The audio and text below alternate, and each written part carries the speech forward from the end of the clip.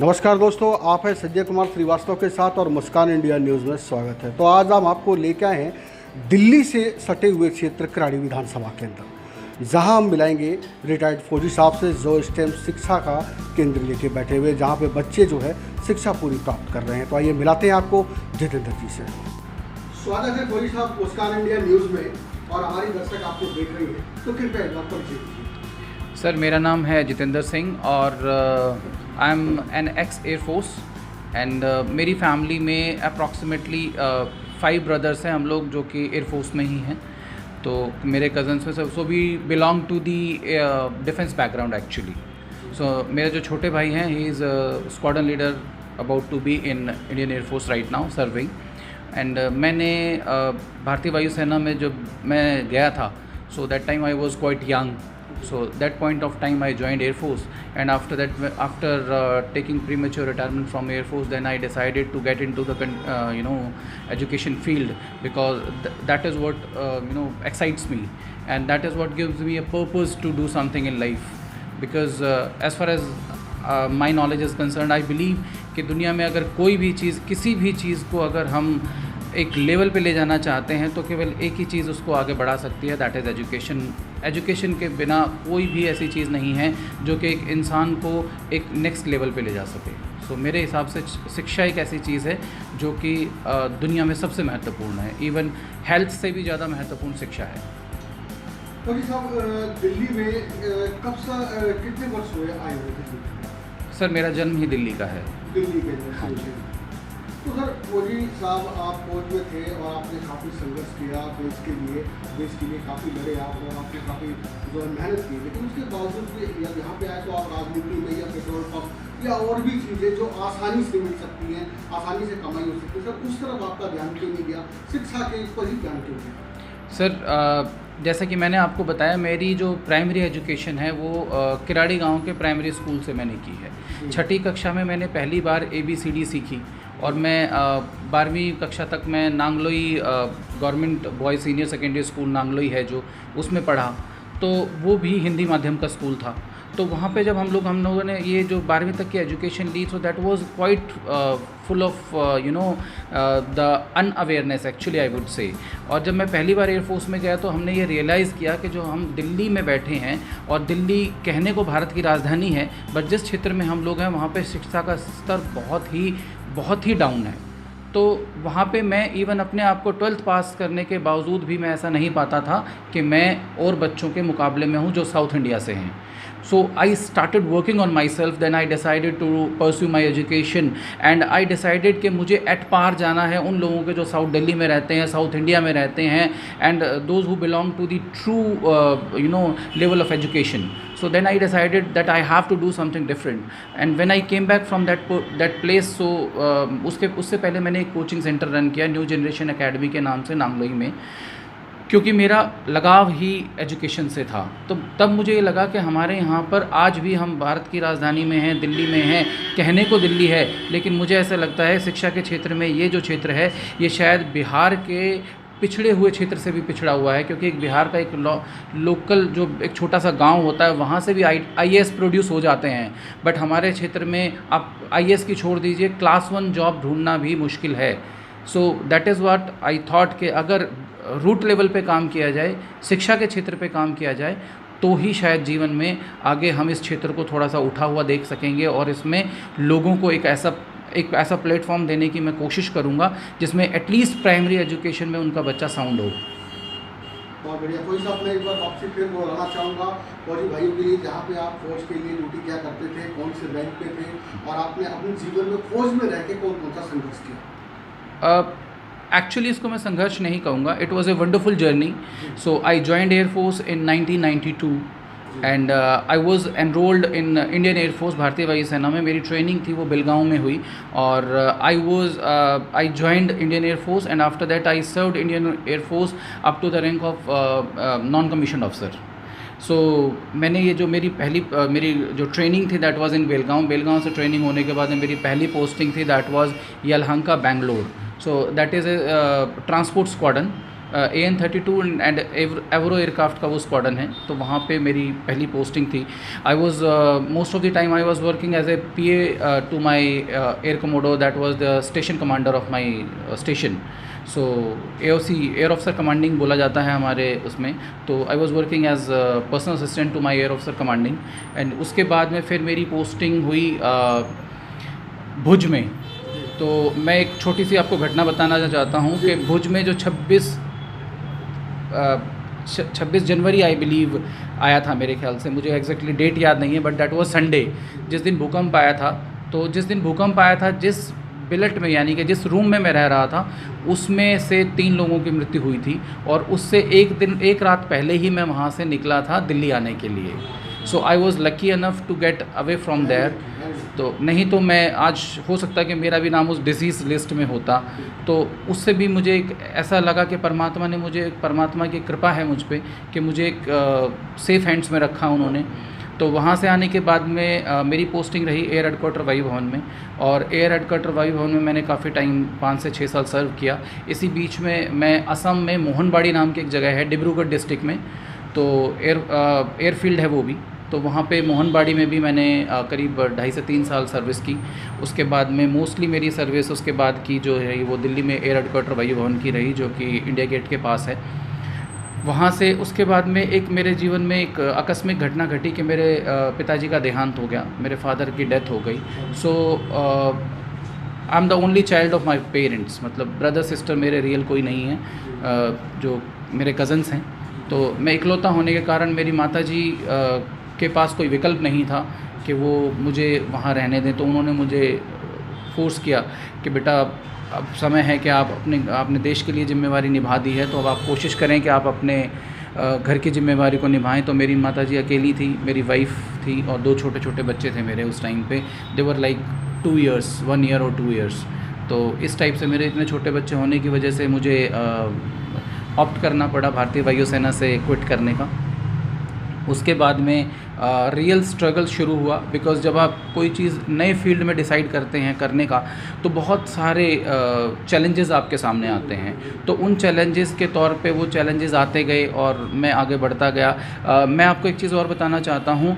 Me being from a very rural background, I would say that this particular place which is known as the locality name is Kiradi, Delhi 86. So I would just tell you one thing. I hail from a very humble background, and the education level was not very high, but there was an intention to do something better in life, so I decided to do that. And I had worked in international call centers as a team leader, as a vice, I was about to become vice president. I was manager operations, so in a multinational company known as Convergys, and IBM दक्ष का नाम आपने सुना होगा, IBM company है। Even उसमें भी मैंने as a assistant manager job किया है। सनस्टार इन्फोकॉम में मैं I was about to be promoted as a vice president. Then after that ये सब इंटरनेशनल एक्सपोजर्स के बाद मैं इंग्लैंड चला गया। मैं इंग्लैंड में रहा काफ़ी समय तक। वहाँ पे मैंने 2 से 3 कंपनीज़ में जॉब किया। Then I decided to came back to India. वहाँ से वापस आने के बाद में मैंने रिटेल का अपना काम किया। रिबॉक, एडिडास और प्यूमा, नाइक जैसे ये जो ब्रांड्स हैं, इनका मल्टी ब्रांड मैंने स्टोर शुरू किया और उसमें मैंने बहुत ज़्यादा तरक्की भी की, काफ़ी पैसा भी कमाया। And that was a very good opportunity for me, जो कि परमात्मा ने मुझे दी। मैं वाहेगुरु का इस चीज़ के लिए धन्यवाद करता हूँ कि उन्होंने मुझे इस लायक बनाया कि मैं कुछ कर सकूँ जीवन में। And after that in 2015 I started my primary school, जिसमें कि आज मेरे पास 350 से ज़्यादा बच्चे हैं, जिनके लिए मैं कार्यरत हूँ, जिनके लिए मैं मेहनत कर रहा हूँ, जिनके लिए मैं प्रयास कर रहा हूँ कि उनका जो बेस लेवल का एजुकेशन इतना अच्छा हो जाए जिससे कि वो कहीं अगर खड़े हों तो there should be no comparison for that. So we are trying very hard. इसमें फ़िलहाल मेरी बेटी हैं, she has completed her JBT from Delhi, CTET from Delhi, and now she has completed her graduation in applied psychology. अभी वो Canada जाने वाली हैं फर्दर एजुकेशन के लिए for masters in human psychology. तो वो मुझे अब सपोर्ट कर रही हैं पिछले 2 साल से। And she runs her own channel, उनका खुद का एक चैनल है जिसका नाम है जेसिकाज़ क्लासरूम के नाम से। 15,000 से ज़्यादा उनके सब्सक्राइबर्स हैं और वो बहुत अच्छे से एजुकेशन फील्ड में कुछ अच्छा करना चाहती हैं। She wants to complete her PhD from Canada.